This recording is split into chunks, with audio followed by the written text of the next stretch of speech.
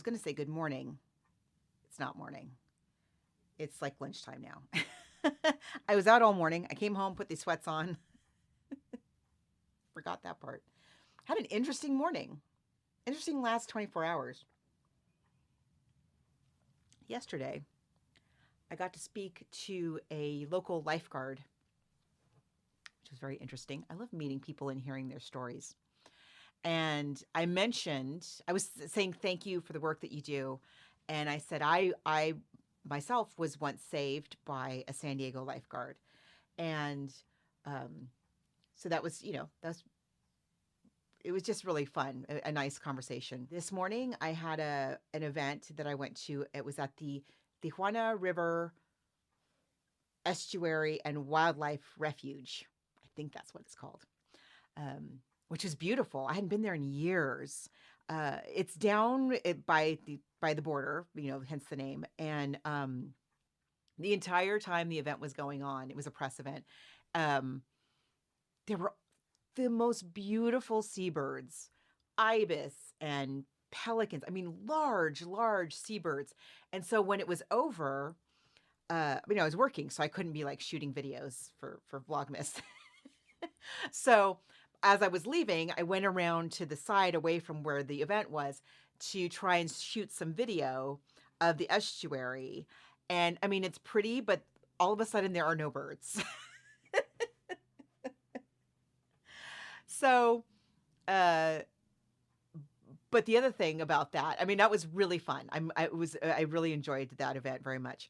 It was about fighting pollution in that area.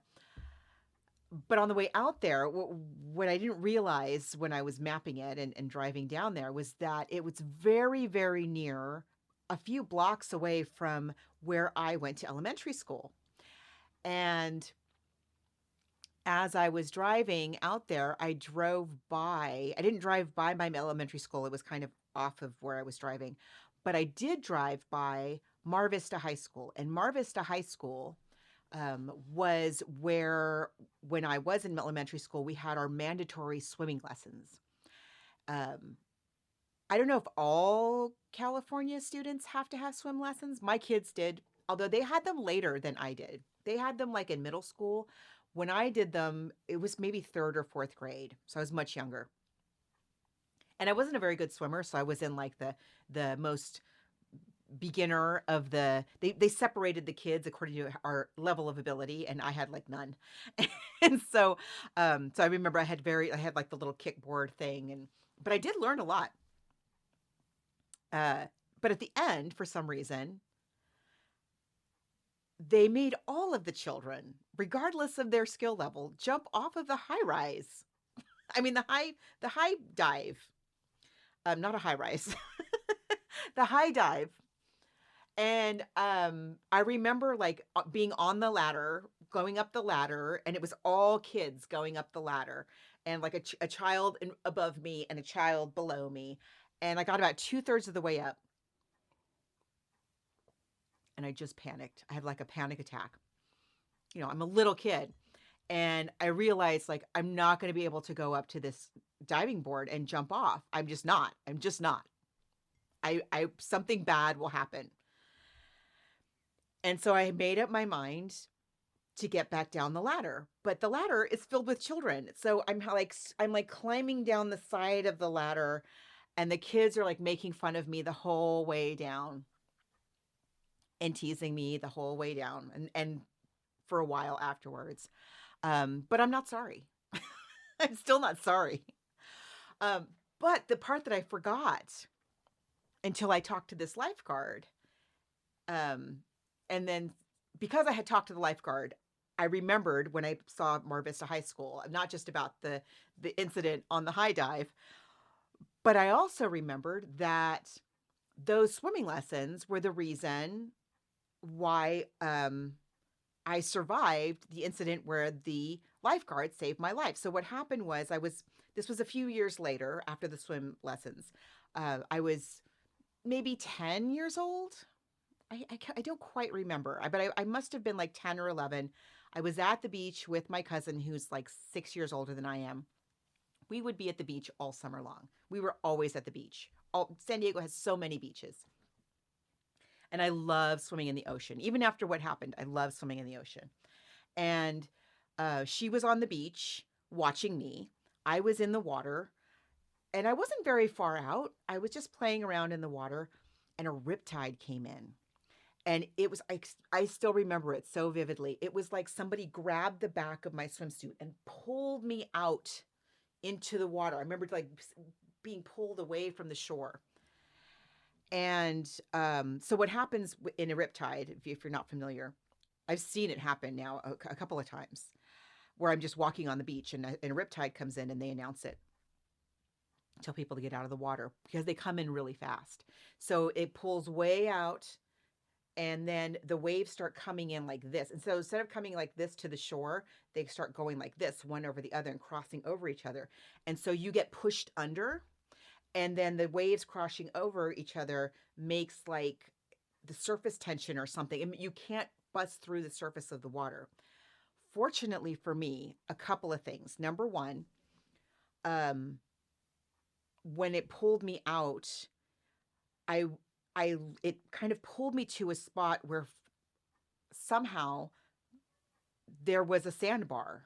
So I was standing on a sandbar under the water. I wasn't treading water and trying to push through the surface, right? I might have drowned if that was the case because I wasn't that great a swimmer. But as it was, I was standing on the sandbar and I was pushing up from the sandbar trying to break through. And I can still see the waves like crashing over my head.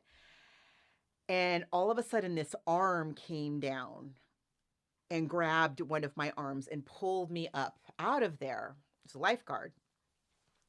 And because I had had those swim lessons at Mar Vista High School, I knew that when that happens, when the lifeguard's trying to save you, your job is to go limp and don't panic and don't fight them and just let them save you. And that was what I did. And so I remember just like going, okay, just relax, just relax, just relax. And yeah, he pulled me out of the water and got me out of it. My poor cousin was just freaking out. I can't even imagine how scared she must have been. And I was okay. I don't remember being like, maybe I was coughing a little bit, but I wasn't nearly as in bad shape as I would have been if I had been treading water instead of standing on that sandbar and B, fighting the lifeguard who was trying to save me. So yeah, just isn't that weird? Like all in 24 hours to have just odd. But the wildlife refuge is so pretty. I always forget that it's there. It's very close to the beach. It's very close to Imperial Beach. And there is a lot of pollution that happens and it is endangering the wildlife. And it's also causing health things for the community there. So I really hope that there's something that we can do about it. So yeah, that was my day. Not and this all kind of happened last minute. It just a weird serendipity, I guess is the word I'm looking for, of getting just to talk to that lifeguard and then ending up right where I learned the lessons that saved my life. Let the lifeguard save my life when he did. So I have a book recommendation. I was thinking that yesterday, because I was at the Japanese Friendship Garden in Balboa Park, and it reminded me of this really excellent book. I had already made my book recommendation when I shot that footage. So today we're going to talk about this book, They Called Us Enemy by George Takei. And it's a graphic memoir. So not a comic book, but what we call a graphic memoir. So nonfiction graphic. And this is the story of when he was, I think he's 5 when it starts. And the executive order is made by our government to round up our fellow citizens, including little children like George Takei, and put them in prison because they happen to look like some people who attacked our country. That's a thing that happened, and it wasn't that long ago. There's still people alive who experienced that. Mail's here. So this is a wonderful memoir of his experiences. What was that like to experience for him as a child, watching what it meant to his parents to have their country betray them like that? How do you rebuild? How do you forgive? Um, he fights so tirelessly, even right now to to for all of the things that America is supposed to stand for, equity and justice and so on. It's a very hopeful book. I mean, it's not easy history to face, but this is what happened. This is what happened. Our government did this, and our neighbors went along with it.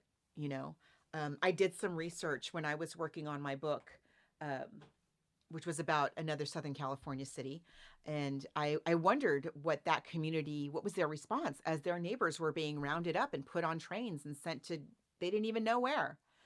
And they were awfully quiet about it.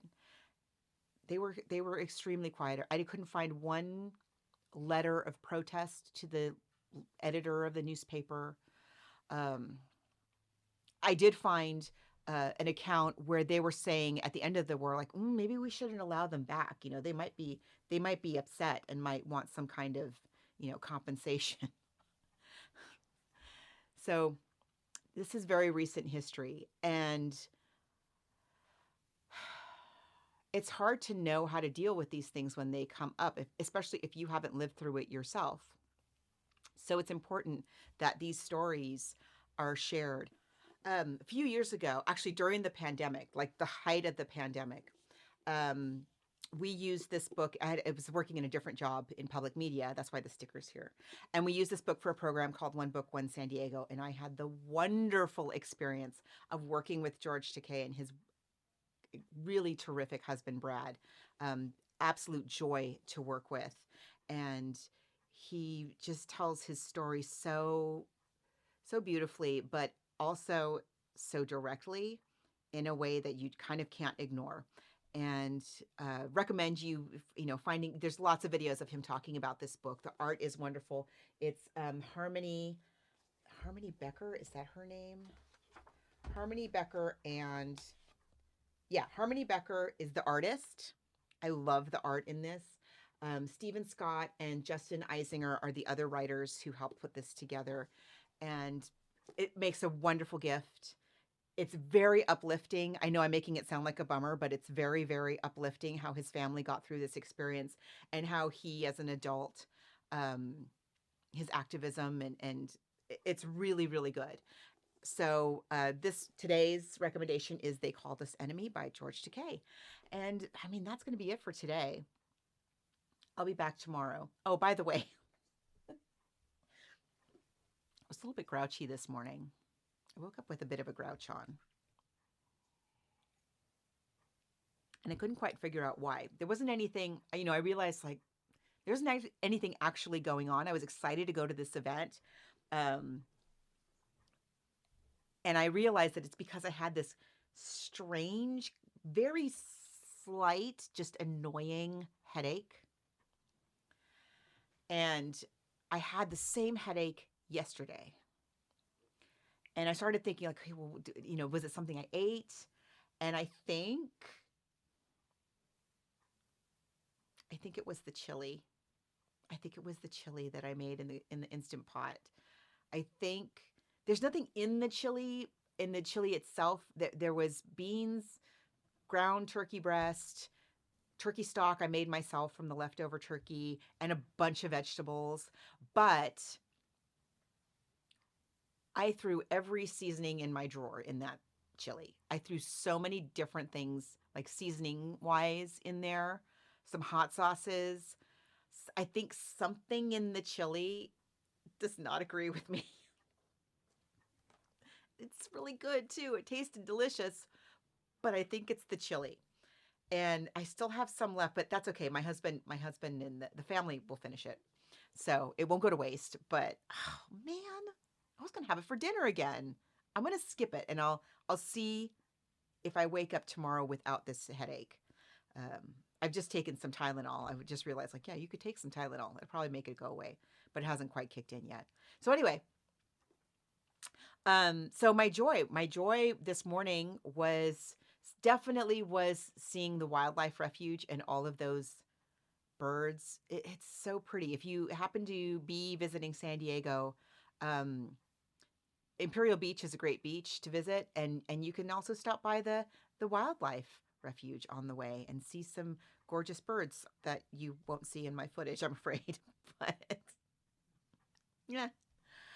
Thanks a lot for joining me for Vlogmas. Again, let me know are if you're doing Vlogmas. I would love to see your videos. And thanks for liking and subscribing. See you tomorrow. Bye.